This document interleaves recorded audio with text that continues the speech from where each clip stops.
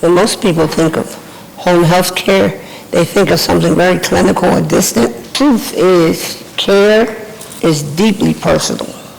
It's about comfort, dignity, and companionship, and helping people continue to live their lives fully. Welcome to the Just Peachy Podcast. I'm Beverly, the founder of Just Peachy Home Care, and I'm so happy that you're here. My inspiration came in 2000. My mother had a simple injury, like she bumped her toe on the bed. From that injury, it just grew to infection after infection, to the point where she had to have a below-knee amputation. They had to take a whole leg. So from that, I just looked around and tried to get, home care the way I thought it should be, and it just wasn't there. People weren't as passionate as, I knew that her level of care needed. So I continued the journey myself, and I was very passionate about it. To see, it's almost like your life being taken away from you, on both sides, mine and hers. I had to change my whole lifestyle to give her the 100% care she needed. At that time, she was 85 years old, and now she's 90, and I'm still there, still doing, and it's a lot, it's hard on you, but that's what, gave us the inspiration to open and start and grow Just Peachy Home Care.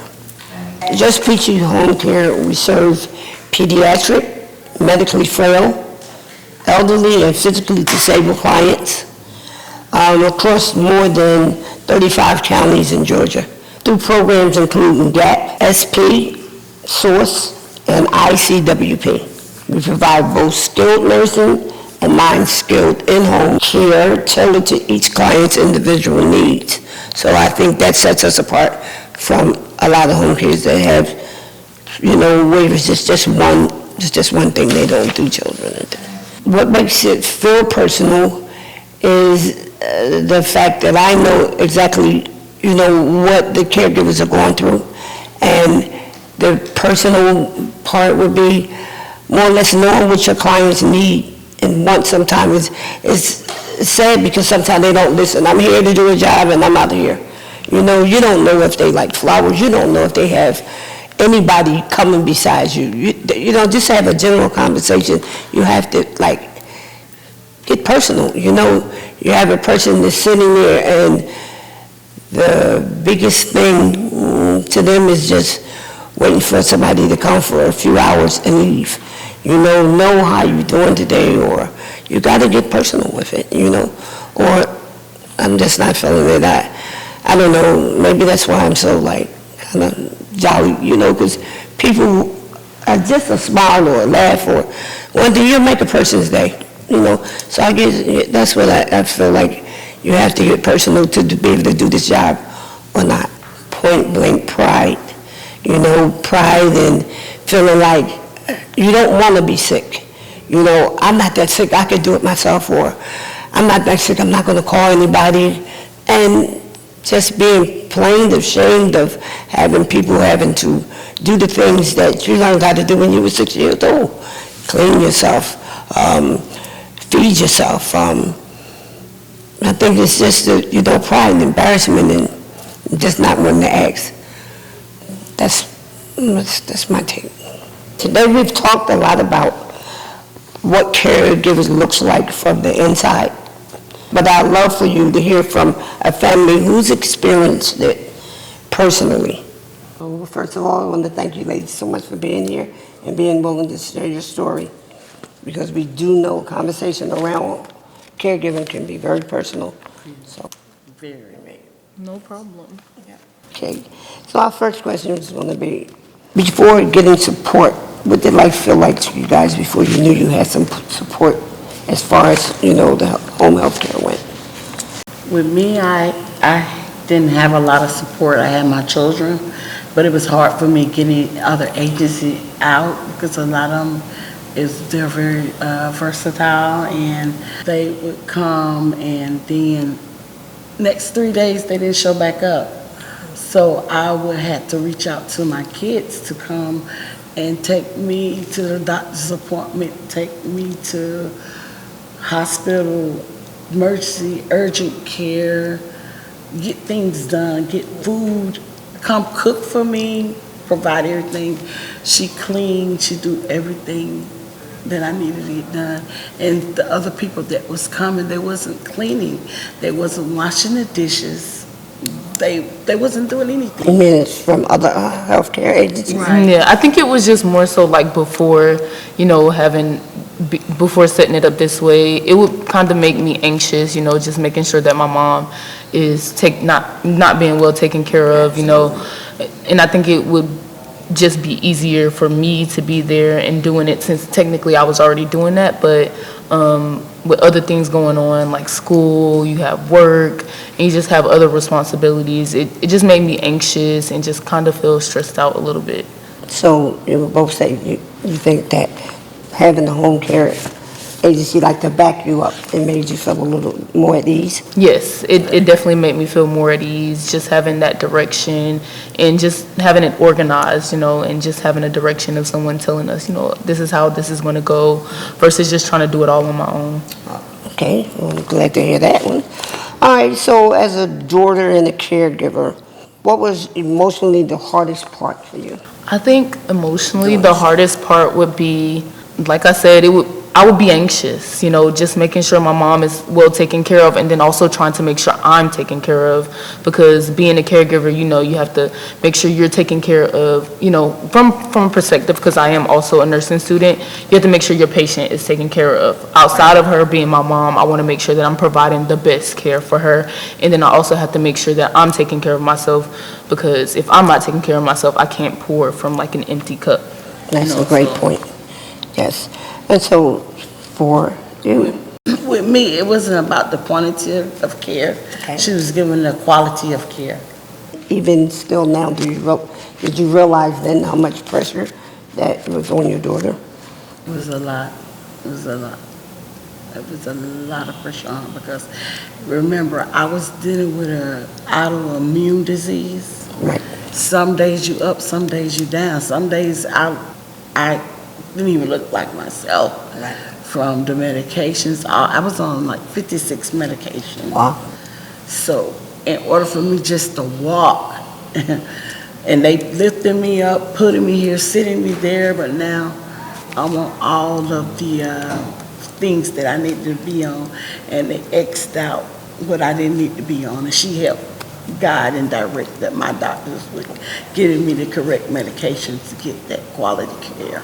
Okay. Do you remember when you both realized that it was becoming too much to manage on your own, just without any type of direction, like you said earlier? Yes, I absolutely do. I remember this yesterday, because I was actually in Puerto Rico with my friends on a trip, and pretty much it was kind of like post-COVID, ending towards COVID, and my sisters called me and they were like that my mom was in the hospital, and she was in the ICU, and it was just very you're on a trip, you're trying to have fun, you're trying to enjoy your time, and it was just like that she was not being well taken care of by the staff, and she ended up in the ICU. So I'm like, there's no way that I would leave the responsibility of my mom's care in the hands of someone else. And I was like, that is when we realized, we may need to figure out a system or a way for us to be able to do this internally. Right. So, question for you, did you, asking for help, was that difficult for you when you realized I need help, for you? Come on. I think I would say yes, because I'm like a independent person. I like to try to figure everything out on my own, and just kind of, and that's something that I've learned from my mom. I just like to do it all on my own, and then people can have a breaking point, so I think that might have been how that was for me. It is difficult to ask for help, but when you need help, you have to ask. You have to ask. Okay, so Mom, and from your perspective, what was it like adjusting to receiving help from your daughters or whomever, just being a person that was used to doing your own? Oh my goodness. Oh, you gotta eat healthy. You can't do this. You can't do that. So that was a difficult part. Yeah. It's difficult because, you know, they don't want to eat healthy. They don't want to adhere to their diets. You know, if you're on blood pressure medications, you don't need to eat any salty food. You don't need to eat overly greasy food. And if that's what you're used to eating, it's very hard to adjust to that. So I think that was probably the hardest part for her, trying to adjust to that, and then being on the different medications, and then, you know, having to listen to your daughter when you're the mom is like a part of that. Yeah. A lot, yeah. And it kind of makes you not want to do the right thing, because like people say, I didn't want get to it. do it right. Yeah, I really get it. Like, you know, I wanted to eat. I wanted to eat what I wanted to eat, and she wouldn't let me. But in the end, it all paid off. Yes, look at I lost 95 pounds. Yes. It all paid off. I literally lost 95 pounds. okay. Now that's wonderful for listening, right? Okay. Now my blood, everything's like kind of normal a little bit. Now we're still working with the blood pressure issue, but everything else is actually good. So how did the home health care change the atmosphere at home now? Because she was able to just be there and do everything that I need, like even going out to get groceries, Yes. doctor's appointments. She did my hair. I didn't have to actually go out to get it done. Right. A lot of times she clipped my nails and all. She did all of the bodily care that sometimes is so private. Yes. Yeah. And yeah, I didn't want nobody else to do it. Right. So yeah, that was a big That's thing a for good me. thing. So what are some of the things people don't realize family caregivers carry emotionally? That's like, I wanted you to hear that, emotionally. I think, again, I know this is like a word that I've used constantly, but anxiety, and just being stressed in general. There's a lot of emotions that come with it, because again, you have to make sure that you recognize your mom as your mom, but then you also recognize her as a patient who needs to be taken care of, and you want to make sure that you're giving her the proper care, but also, you know, you don't want to feel like you're kind of forcing her to do things. But at the end of the day, like, we are trying to make you better. So this is not like a lifelong thing, you know, but we want to get you to the best possible position to be able to do daily things on your own or without needing so much assistance. Right. Okay, so this is like for both of you. I mean, what was the moment where you felt like the support was really making things lighter for both of you guys? Yeah, when I started doing the eating right, taking care of my physical body, I actually started feeling better. Okay. It's just I had that. Remember, our autoimmune, it attacked every organ in the body down to your skin. Your skin is an organ. It literally attacks the skin. It attacked my eyes. My eyes stayed bloodshot red for 3 years straight. I was going blind, couldn't see nothing. Okay, if you don't mind me asking what... And she had to drive me, walk me around. I was literally, before all, because she would leave and have to leave her job, come see about mommy done fell down, something, you know. Yeah, and I don't have any of that anymore, because she's there doing her work, and I'm there, and she just come assist me. Okay, so what does good care mean to you personally now? It means everything to me, because now I can kind of try to get my life back. Because before all of this came about, I was a very active person. Right. Very, always going. I was constantly moving around. Right. And when all of this happened to me all at once, A life changer. my life changed forever. Yes. Okay, so come on, how important was it for you to know that your mom was being cared for, while also yourself being able to breathe, like, you know, you caring for her now That was very important to me also. Again, like she stated, like when you're used to seeing your parents do all of these things and then suddenly it's not that anymore, like it's a completely different situation, it makes you realize like, okay, I need to be the one to make sure that I get my mom back to where she needs to be, because a normal caregiver, someone who's not family, won't take care of your family how they need to be taken care of. And I'm a firm believer that you can't, I'm not saying that other people don't know how, or they don't care, or they don't want to, but it's not the same. It's just not. They can never do that. Even if you try to take, a step back and look at no, because the compassion is not there. It's not the same. It's just not the same. Yeah. I also think it's important to talk about resources and support, because a lot of families may not even realize what options there's available for them. Before learning about Medicare, Medicaid, supported home care, what did you think your options were? I just thought like, like, is my mom going to have to live in like a facility or something? And it's easy for us to look like we're okay. Yes. On the outside, we can look amazing, but you never know what somebody is going through or what struggles they may be facing.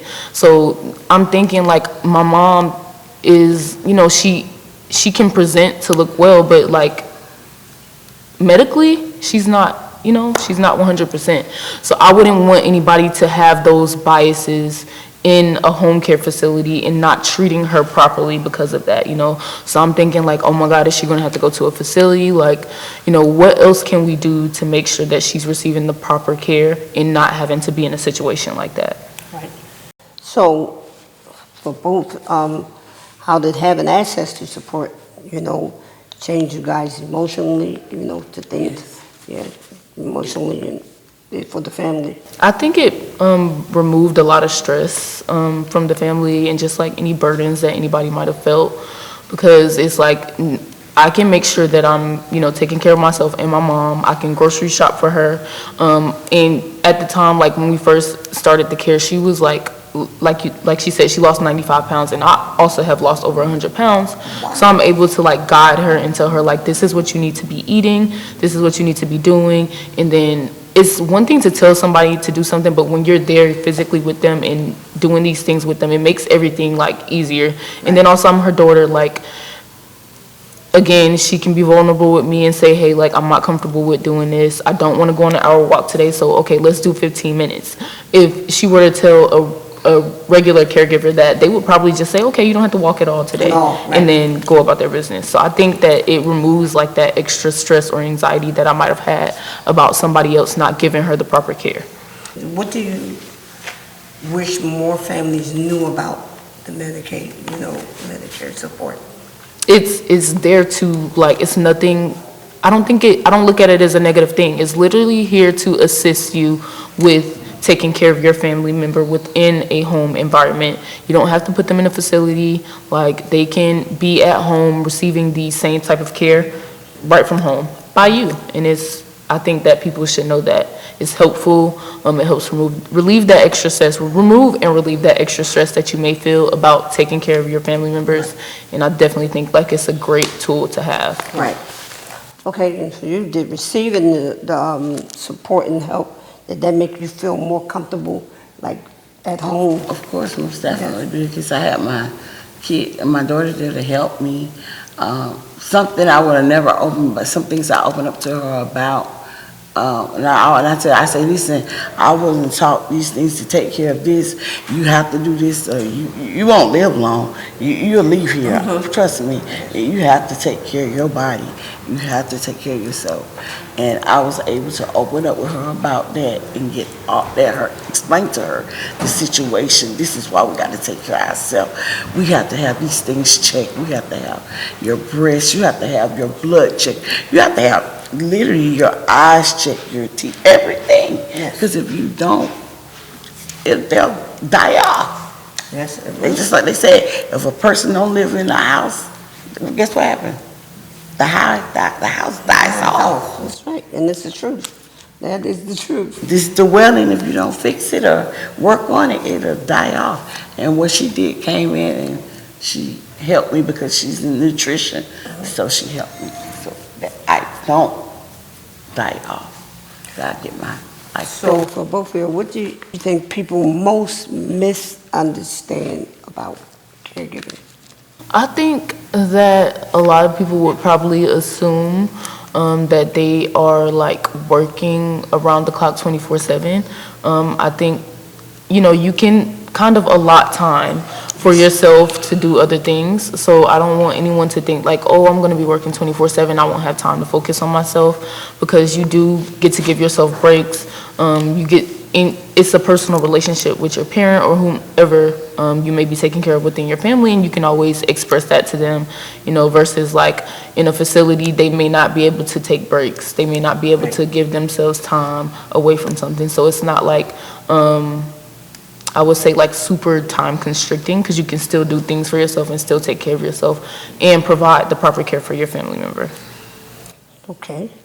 So during this journey that you and your daughter are on, what is one thing that stands out that she did for you that meant a lot to you, just a lot? Just one particular thing that maybe just really touched you? She was like, Mom, you got to go get your eyes done. You got to get this fixed. Right. Because I was walking around blind. I couldn't even drive myself. Literally. And she was like, you have to fix this. And when she said that I had to go fix my eyes, it was, I'm talking about like the color of this shirt. I got pictures I can show it to you. Mm-hmm. Bloodshot red. Couldn't see nothing. That thing had done ate my eyes up. Mm. And by you not eating certain things, or she directed me not to eat what not to eat with dealing with an autoimmune, everything just came back into. So that was what she almost gave you your sight back. Yes. So that was the one thing that, out of all things. Aren't you proud of yourself? Yes. Okay, for you. So what has this experience taught you personally about love and caring and just family overall? I think this experience has been eye-opening. It has taught me how to be disciplined and to be nicer and more kind to your parents. Because, when you're under stress, you can be a little mean to your parents. So how do you think communities can support seniors more aging at home? I would say, just broadcasting this type of thing or this program more, because a lot of people don't know about stuff like this, and I think having like more access to it and providing documentation or information about it can be more helpful. Right. So a question for both of you guys: if another family was watching this right now, feeling overwhelmed or unsure about asking for help, what would you want them to hear? I think they should just reach out to Just Peachy. Okay. Because it's been Just Peachy. Okay. Definitely. Should reach out to Just Peachy and ask for assistance, and we get them some assistance out there. Okay. And get them some help and get restored. A lot of people want to be restored. People don't want to live like that. Right.